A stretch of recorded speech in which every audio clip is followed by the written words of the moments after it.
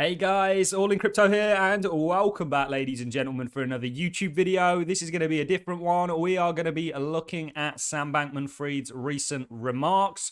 We're going to be speculating, we're going to be going over them, and we're going to be just talking about it in general, because he is essentially hinting at the idea of some kind of comeback and some kind of way to make customers whole, which would make me very happy if he did that. But we're going to go over his somewhat cryptic 19 tweet thread that he released on Twitter, which is his kind of way of, I guess, communicating with the public. We know what's happened with Sam Bankman-Fried and FTX. It's my opinion that he will not get jail time. I think he is probably too well connected for that. And I just ultimately think that, you know, I think this guy would have been very legally well advised, you know, and they've now filed for bankruptcy, and I think they're going to put it down to a mistake rather than fraud, even though you could absolutely argue that it is fraud. It's a huge sort of abuse of trust, if you will. You know, I know personally some big traders, far bigger than I am, that have been doing this a lot longer, that were actually killing the market, you know, shorting it into all this, only for them to not only not reap the rewards of their hard labor, but actually have their entire accounts taken from them. But is there the possibility that some of this gets refunded? You know, he does go on to say that he's going to look after the customers before investors.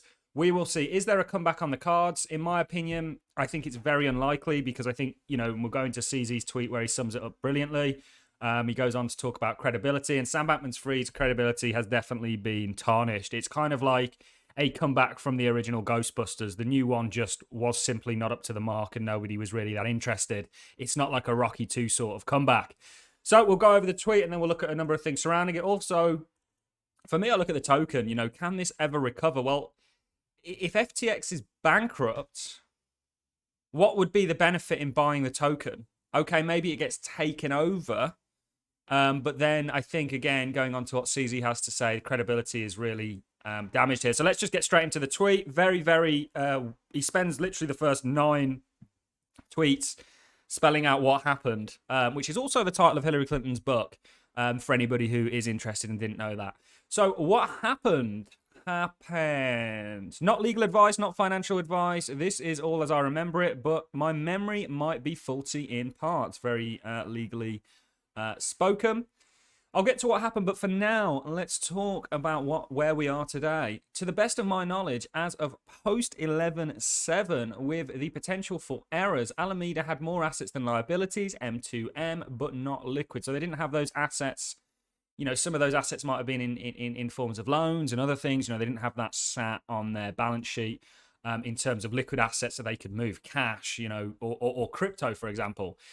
Alameda had margin positions on FTX INTL. FTX US had enough to repay all customers. So there's 2 parts of FTX. There's FTX US and there's the sort of global FTX. So it's saying FTX could repay all customers, but what about the international users? He doesn't really go on to speculate there. Not everyone necessarily agrees with this. My one goal is to do right by my customers. You have done a fantastic job already at destroying their lives.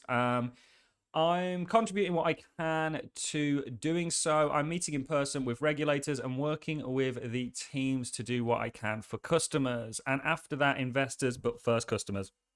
So straight off the bat, he's hinting at essentially, you know, trying to make customers whole again. But the problem is, it's too late. And I know he's saying that he's meeting with regulators and stuff like that, but you have to do that when you file for bankruptcy on such a large organization, certainly one within the US. You have to meet, and there are talks that the FBI is planning to extradite Sam Bankman-Fried from the Bahamas, where he currently is, over everything that's taken place. We also had BlockFi, very sadly, going into bankruptcy.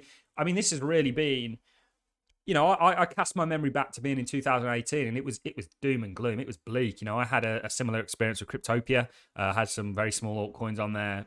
Some okay sums for me at the time, that essentially, you know, they went insolvent and so on and so forth. So I'm no stranger to exchanges going down, but we've not seen it on this kind of a magnitude. And to be honest with you, I didn't envision, I wasn't one of these visionary people who I'm now going to start paying a lot more attention to, that was calling FTX to be insolvent. So my goal is clean up and focus on transparency, make customers whole. So these are his A and B goals. A few weeks ago, FTX was handling $10 billion a day. This is why I didn't think they were going to fail, guys, because they as far as a business model of being an exchange was, or that had been put together, they were killing it, guys. I mean, they really were. And I actually enjoyed using FTX. You know, we didn't get caught up on this at all. Because I'm in the UK, there is ways you can get around it. It starts with a V and ends with a N. But because I'm in the UK, I couldn't really use FTX and certainly trade the futures market. So we didn't actually hold on FTX. I've been, again, going back to 2018, a long practitioner of self-custody. And also I choose to trade on other exchanges where I'm actually able to. So FTX were handling 10 billion a day of volume and billions of transfers. But there was too much leverage, more than I realized. A run on the bank and market crash exhausted liquidity. So what can I do? So what can I try to do? Raise liquidity, make customers whole, and restart. It just seems like a very tall order to raise money to pay customers back. No one is going to do that, I don't think. I think from an investor's point of view, and I think Kevin O'Leary said he'd actually reinvest in Sam Bankman-Fried. Bearing in mind, these guys have been these public celebrity investors. I mean, how wrong have they been, guys? You know, we're all geniuses in a bull market. It's when the bear market turns around and comes after you. That's when you separate the boys from the men and you really find out, you know, who is a real investor, who is a real trader. Because it's very simple to tell. This is a beautiful game where you can essentially work out who's doing well by, you know, what percentages they're making or not making. So to raise liquidity, to pay customers back doesn't seem very likely. And this is... Again, why would FTX, if they're doing that much, you know, they're taking a small fee on each one of these transactions, why would they have failed? Well, they get too greedy and they get too big for their boots and they leverage up and they start to do weird and wonderful things in the crypto space because it's crypto and nobody really understands, you know, what's going on in terms of they give this loan, it goes back to them, and there's all sorts of weird shenanigans that have gone on here. But essentially, you end up with a bank run because you have a set amount of money, the market drops 20%, you've got 20% less in terms of dollar values or actually monetary value, and then everyone wants to withdraw, but you've got this money tied up here, this money tied up here. You essentially just collapse. It's kind of like a building imploding, if you will. He goes on to say, maybe I'll fail, maybe I won't get anything more for customers than what's already there. I've certainly failed before. You all know that now. All too well, but all I can do is try. I've failed enough for months, for the month. As part of me thinks I might go elsewhere. Might go elsewhere. Might go to a prison cell, maybe. I mean, you know, this is another argument, I think. You know, is this just a mistake? Has he just been sort of gung-ho with people's money? Or, you know, did he willingly know that he was doing something rather maliciously? I really don't know, because I kind of feel like he had a great thing going. Why would he sabotage that?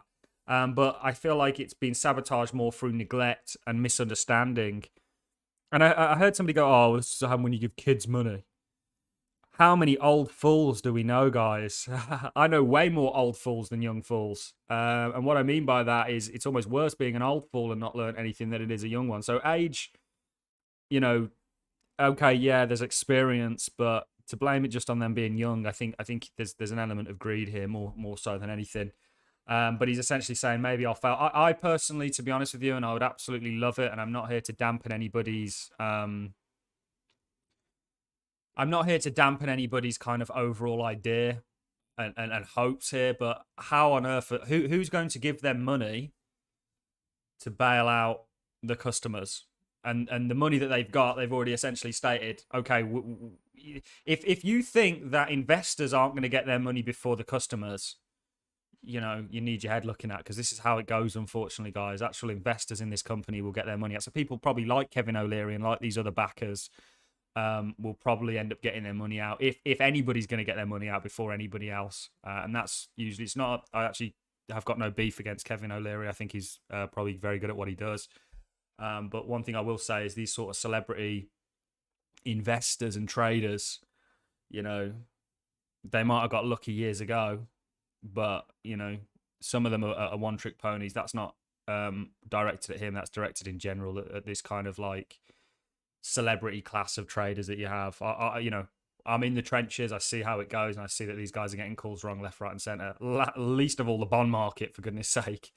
He then goes on to say, I know you've all seen this, but here's where things stand today. Roughly speaking, lots of caveats, etc. Liquidity is minus 8 billion, or liquid minus 8 billion, semi plus 5.5 billion, illiquid plus 3.5 billion. So there's a gap there, or there's apparently an extra 1 billion there. So yeah, maybe that 9 billion illiquid M2M isn't worth 9 billion plus 1 billion net. OTOH a month ago was worth 19 billion plus 10 billion net. So the thing is as well, and then he goes to finish it off with truth and beauty. The thing is a lot of the money that he would have claimed he had on his balance sheet would have indeed been, you know, a lot of the value in FTX, potentially a lot of that would have come from the FTT holdings and Solana holdings and these other things. It's been decimated. So that the actual value of this company, I don't believe is what he's essentially saying. But it's certainly interesting. You know, I felt like this deserved its own separate video. Maybe I've rambled on for too long, but this is kind of unpacking it. Essentially, he's coming out and saying he's going to try and make things right. Doesn't know if he will, but he'll give it a damn good shot. It's the least he can do, guys. Don't take the fact that he's in-person meeting with regulators. How the hell do you think you do it, mate? You know what I mean? You're going to be in-person meeting with your cellmate soon. That's a joke, and probably not a very nice joke, actually, to be fair. You know, I don't... I'm not wishing illness on anybody.